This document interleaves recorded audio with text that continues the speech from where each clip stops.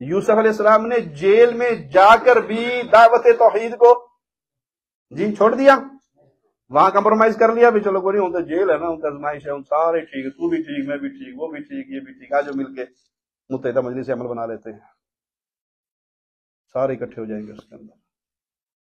جب سے ہم نے توحید کی دعوت کو چھوڑ کر سیاست کو اپنا نصب العین بنایا، ہمارے مدارس بھی ویران ہو گئی، ہماری جماعتیں بھی ویران ہو گئی، ہمارا معاشرہ بھی ویران ہو گیا۔ اب اس معاشرے میں کوئی بدیدین شاہ راشدی جیسا نہیں پیدا ہوتا، اب اس معاشرے میں کوئی عبداللہ بہاولپوری رحمہ اللہ جیسا پیدا نہیں ہوتا، اب کوئی عبد المنان نور پوری جیسا نہیں پیدا ہوتا، اب کوئی عبدالرشید اظہر جیسا نہیں پیدا ہوتا۔ کیوں؟ ان مشائخ کے جو اساتذہ تھے وہ رجال پیدا کرتے تھے، اور ہمارے دن رات کی محنت وہ الیکشن، سیاست، جمہوریت، اس کو ملا لو، اس کو ملا لو، اس کو ملا لو، اس کو ملا لو، یہاں اتحاد کا چورن بیچ لو، وہاں اتحاد کا چورن بیچ لو، وہاں اتحاد کا چورن بیچ لو، یہ بھی ٹھیک، وہ بھی ٹھیک، وہ بھی ٹھیک۔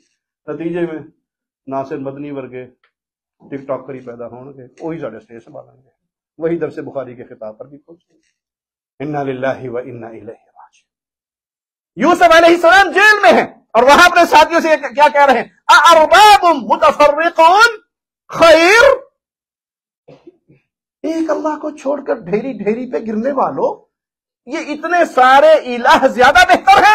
یہ مشکل کشا ہے، یہ حاجت روا ہے، یہ غوث اعظم ہے، یہ بری امام ہے، یہ بری سرکار ہے، یہ غریب نواز ہے، یہ بندہ نواز ہے، یہ بندہ پرور ہے، یہ اولاد دینے والا ہے، یہ رزق دینے والا ہے، یہ شفا دینے والا ہے، یہ فلاح کرنے والا ہے، یہ فلاح کرنے والا ہے، یہ اتنے سارے الہ بہتر ہیں؟ ام اللہ الواحد القہار، یا ایک قہر والا تنہا مالک بہتر ہے؟ کہاں ہیں؟ جیل میں۔ توحید کی دعوت چھوڑ دی؟ نہیں چھوڑی، وہاں بھی جا کر اپنے رب کی وحدانیت کا آوازہ لگا۔ یہ سیاست وہ گندی چیز ہے جس میں داخل ہو کر اہل توحید نے توحید کی دعوت سے 99.9 ہاتھ ہٹا دیا۔ وہ ناراض ہو جائے گا، وہ ناراض ہو جائے گا، وہ ناراض ہو جائے گا۔ اور جب سے یہ ہوا ہے، وہ گئے محمد حسین شیخ پوری رحمت اللہ علیہ جیسی شخصیت ہے، ایک ایک خطاب سے پورا پورا گاؤں اہل حدیث ہوتا تھا۔ محی الدین لکھوی رحمہ اللہ کی ایک ایک تقریر سے قصور کے پورے پورے گاؤں اہل حدیث ہوتے تھے۔ بدیدین شاہ راشدی رحمہ اللہ نے جب سندھ میں کام شروع کیا تھا تو صرف حیدرآباد میں ایک مسجد تھی، اور جب جنازہ اٹھا تھا تو اندرون سندھ میں 700 مسجدیں تھیں۔ اللہ نے مجھے وہ شرف دیا کہ میں نے سال ہر سال شاہ صاحب کی خدمت میں گزارے، ان کے ساتھ گزارے۔ ہم تھر کے کئی ایسے علاقوں میں گئے جہاں یا ہندو ہیں یا مسلمان ہیں، اور جو مسلمان ہیں سارے اہل توحید، اہل شرک کا نام تک موجود نہیں۔ کیوں؟ توحید کی دعوت دینے والے۔ ان کا ہم اور غم کیا تھا؟ قولوا لا الہ الا اللہ، اور کوئی ہم و غم نہیں، نہ کوئی سیاست، نہ کوئی عہدے، نہ کوئی فکر ہی کوئی نہیں۔ شاہ صاحب کو ایک گاؤں میں ایک شخص نے دعوت دی، اور وہاں ایک بریلویوں کی مسجد تھی اور ایک صوفیوں کی مسجد تھی۔ اس کا خیال تھا کہ بریلوی ڈاڈے نے، دیوبندی ہوڑے نے، یہ سانو ٹائم دے دیں گے۔ ان کے پاس کیا، اس نے کہا بدی الدین اس کو نہیں ٹائم دے سکتے، وہ تو ہمارا ککھ نہیں چھڑے گا۔ یہ بیٹھا ہے اور شاہ صاحب اتنا لمبا سفر کر کے سعید آباد سے پہنچے ہیں، اور یہ کہتا ہے سائیں درس تو نہیں ہو سکتا۔ سائیں نے کہا کیوں؟ میں تو اتنی دور سے آیا ہوں۔ سائیں وہ مسجد والوں نے اجازت نہیں دی۔ فکر نہیں کرو، درس ہوگا۔ خاموش ہو گیا۔ سائیں کہہ رہے ہیں ہوگا تو پھر ہوگا۔ جب عشاء کی نماز کا ٹائم ہوا تو مجھے کہا سیڑھی لگاؤ، اپنے گھر کی چھت پہ چڑھو، ایک کرسی بھی لے لو، 2 مصلے بھی لے لو، آ جاؤ اوپر آ جاؤ۔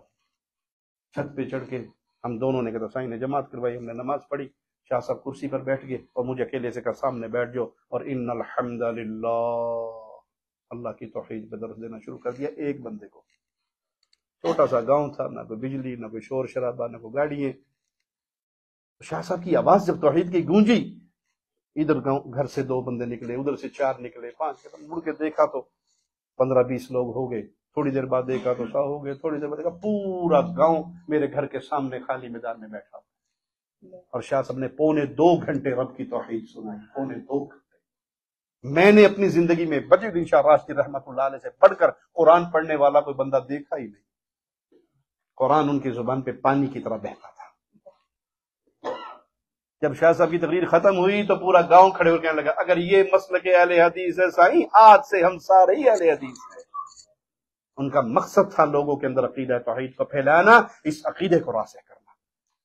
یوسف علیہ السلام جیل میں ہیں، آواز کیا لگا رہے ہیں؟ مَا تَعْبُدُونَ مِن دُونِهِ إِلَّا أَسْمَاءً سَمَّيْتُمُوهَا أَنْتُمْ وَآبَاؤُكُمْ۔ کن کو پوچھتے ہو؟ یہ جو تم جن کو پوج رہے ہو، یہ جو تم نے نام بنائے ہوئے ہیں، یہ تلاشی میں تمہارے اور تمہارے ماں باپ کے ہیں، آباء و اجداد کے ہیں۔